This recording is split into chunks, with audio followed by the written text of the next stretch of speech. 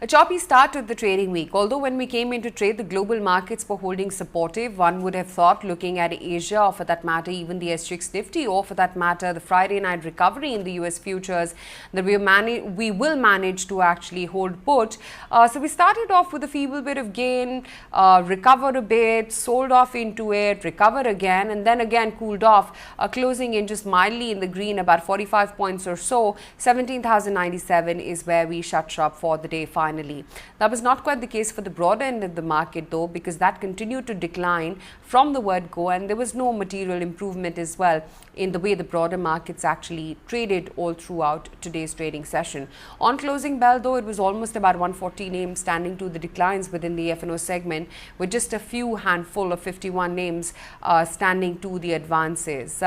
Even within the Nifty, it's again that peculiar behavior that you saw on Thursday, which was largely 2 or 3 names only doing the heavy lifting. So today, once again, like was the case on Thursday, after the weekend prepaid tariff hike that got announced to the tune of about 20%, it was once again Reliance Industries which did a large part of the heavy lifting, given its 11% weightage on the index. So Reliance held out roughly about 2% at the session highs and closed in with a 1% gain, and there was TCS as well, which was a gainer today, 1.6% higher for TCS2.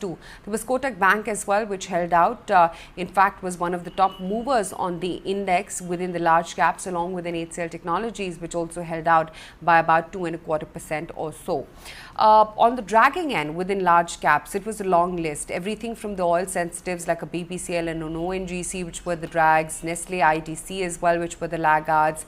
Then, of course, there were pure play pharma names like a Sun Pharma, Glenmark, etc. as well, which were quite a bit of drag. And some of the private banking names like IndusInd, Axis Bank, as well as ICICI Bank, which also dragged in today's trading session. From amidst the broader market too, besides some of the financial names, the entire reopened trade again got challenged. So Indian Hotels, IRCTC, Delta Corp, once again, these were stark underperformers.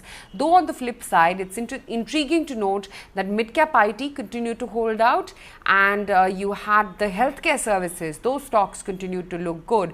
So Lal Path Labs, for instance, was still holding 7.5% higher. There was Metropolis, a great last week, and today too the stock was up about 3%. There was Pfizer too holding up 2.5%, although Pfizer Global has indicated that they'll be ready for with a vaccine of the new variant in about 100 days. Doesn't really have any connection to Pfizer India in that sense, but I guess a sentimental move there. 2.5% higher for Pfizer. Ipca Laboratories and Persistent System, which held out by 3%, was the other performer in trade.